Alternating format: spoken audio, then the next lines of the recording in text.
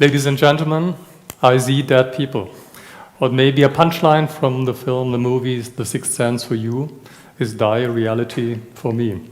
As an emergency physician, I took care of thousands of people when they approached the line between life and death. Many I could rescue from dying, many I could bring back, but I stood next to more than 2,000 humans when they finally crossed the line between life and death and died. What I would like to do with you today is I walk with you the path from perfect well-being and life till death. And then we try to look a little bit beyond death. Don't be scared, I'll be with you all the time. And I promise you, I will bring you back safely, back to life. There are many illnesses and many injuries, but actually there are just 4 ways to die. Just 4 ways to leave this planet. What you see is the upright line, the line on the top of the slide, is the activity level. This is a perfectly normal activity level. This person is alive and kicking. And then an injury or illness sets in, and this person suddenly dies from one minute to the other. This may happen with a heart attack, and this may happen with a car crash. The second way of dying is someone is perfectly healthy again, and then a real bad illness sets in, and the health condition of this person rapidly and constantly deteriorates. This is the case with fast progressing tumors, for example with leukemia, with lung cancer, or with pancreatic cancer. The third way of dying is a person is once again perfectly healthy, and then another illness sets in, and the health deteriorates. Then our therapy starts, and we get this person a little bit better, but not to the baseline this person had before. And then the illness gets stronger again, and the health deteriorates. And once again, we try to help this person, to treat him, and he gets a little bit better. But once again, he will not reach his baseline, not even the baseline he had before the last deterioration. And so the circle repeats, and this person approaches death. This is the case, for example, with heart failure. This is the case with liver disease or with kidney diseases, and some, quite many, tumors. The fourth way of dying is different. Now the activity level is very low. This may mean that this person is immobile, is bedridden, is in a nursing home, maybe incontinent, and probably suffers from dementia. And this person slowly progresses towards death. Now, let's have a look. When we proceed a little bit closer to death, what are the signs and symptoms of those people who will die within 2 days? There's scientific evidence for that. And you see those signs which appear 2 days before death are very unspecific. At the present, we cannot predict correctly which person will die within the next 2 days or not, or will recover. We probably can in the future. We can do this not by one single symptom, but we can predict it by a set of symptoms or even by a lab test.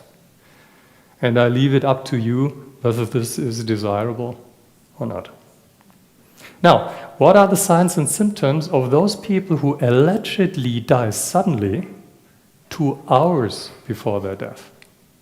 And 75% of all those who allegedly die suddenly show signs and symptoms before their death. Only 25% of those who die suddenly do not show signs and symptoms before that.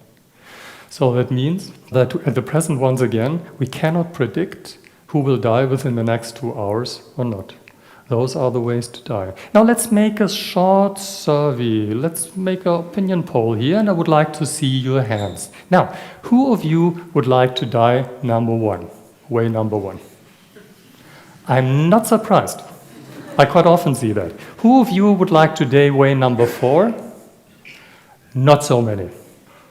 Now, problem is, by far, most people die this way. By far. And the most rapidly progressing kind to die, way to die, is number 4. Not even 10% of us will die number 1. Not even 10% of us will die number 1. So how we would like to die and how we will die is very different.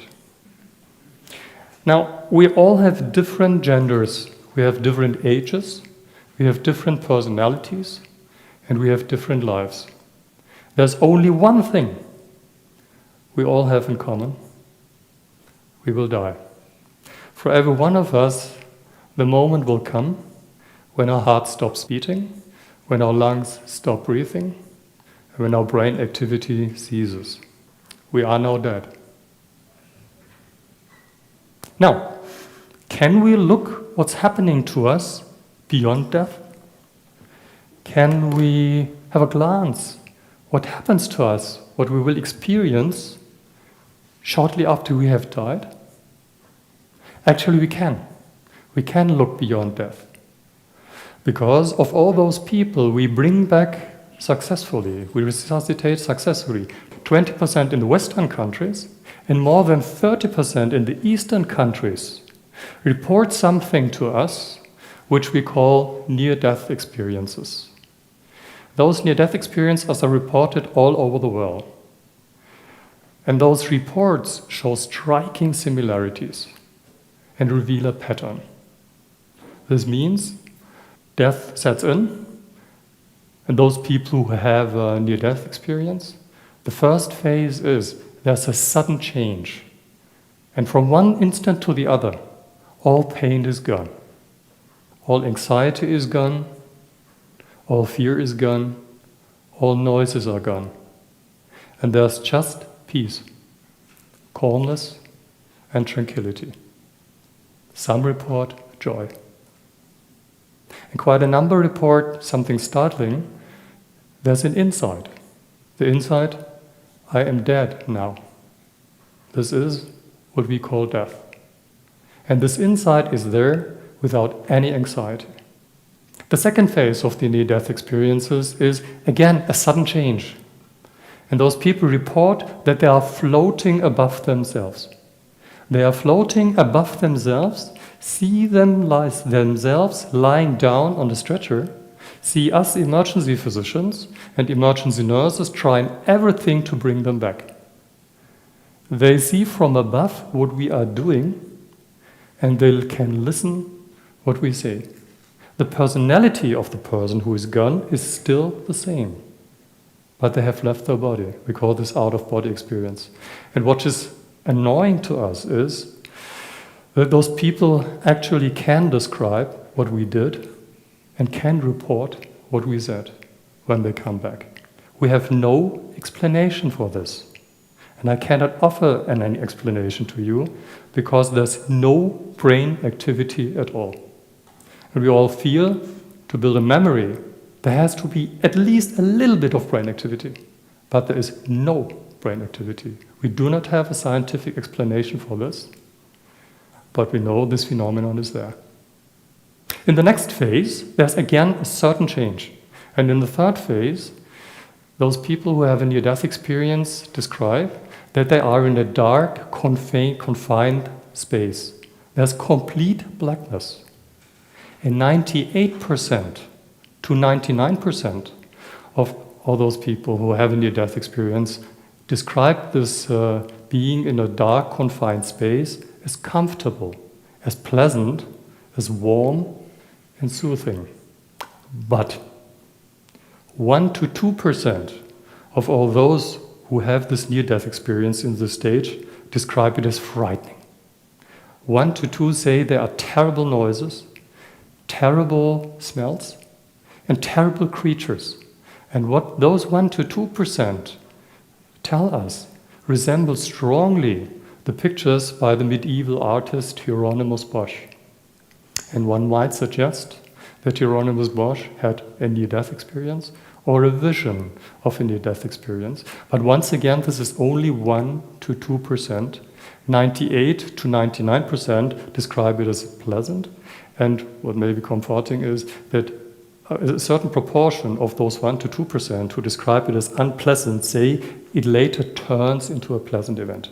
Now, this unpleasant near-death experiences in this third phase of the experience are not linked to any personality or to any religion. I used to say, if we could show that, let's say, Catholic people would have no unpleasant death experiences and Protestants had, then we would have billions for our research in near-death events, but this is not the case. We don't have any predictor for this. Now comes the fourth stage. And the fourth stage means out of this complete blackness, a light begins to shine.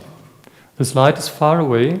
This light is very warm, very bright, very attractive. And towards this light, out of the blackness, a tunnel is starting to form. And those people are strongly attracted towards this light and start to fly towards this light. And this light gets lighter and brighter and closer. And then comes the last phase of the near-death experience.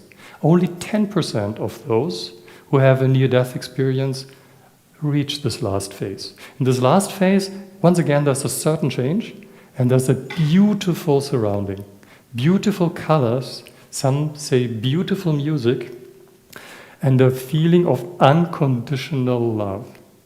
In this last phase, it may happen that those people who have a near-death experience have a flash forward through the whole life, starting from their birth over all major events in their life to their death. Not everyone has this, but some describe it. Some describe that they meet in this last phase relatives who have died before and are greeted by them. And some of them report, not all of them, but some of them report a being made out of light. And this being made out of light oozes out unconditional love to them. And they feel very, very warm and happy to be in this place. But half of those who are in this last stage of the near-death experience say that at this point they decided to come back, mainly because they feel that there's a task in their life which is not fulfilled yet and has to be fulfilled. The other half tells that either the relative or the being out of light tells them to go back because there is something which has to be done still in life. Once again, I do not have any scientific explanation for that. We just know that it is there. All these phases, all these experiences are well described and occur all over the world. Whilst this is happening, we emergency physicians and emergency nurses do everything we can to bring these people back. We do everything we can to bring these people back. Resuscitation by live people is easy. Call for help and push hard, push fast in the center of the chest. That's all. Do that until the ambulance is there. For us emergency physicians, resuscitation is a very complex and complicated task. So you have to know a lot to resuscitate people properly. At the present, we can bring back 7% of those we try to bring back, hopefully more in the future. Now comes something very interesting. Those people who we bring back and had a near-life experience reveal certain personality changes after that. And those we bring back and do not have had near-death experiences do not show these personality changes. The difference is very significant. The personality changes are people who have a near-death experience are, after this near-death experiences, more empathic, they are more social-oriented, they may lose their interest in materialistic values, they are more spiritual, not more religious, but more spiritual. And what is very, very interesting is they completely lose their fear of dying. 98 to 100%, up to the different studies, of all those who had a near-death experience completely lose their fear of dying. Now, how do I dare to talk to you about this topic? I'm not an expert in dying, I'm still alive. I'm not an expert I may be called an expert in bringing people back. This is my job. This is true for many years now. I never had a near-death experience of my own, but when I started to study near-death experiences, what happened to me is that I found everything familiar. Everything, each phase, each twist, each turn sounded very familiar to me. So if I had known this all before, there might be an explanation for this. Science knows a phenomenon which is called empathic near-death event. Near-death event occurs if someone is there at the moment of the death of a very close, beloved family member or a relative.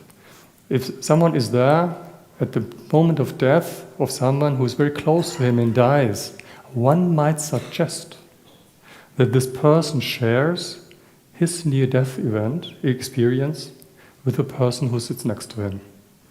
Now, I told you at the beginning, I was with more than 2,000 humans when they crossed the line from life to death and died.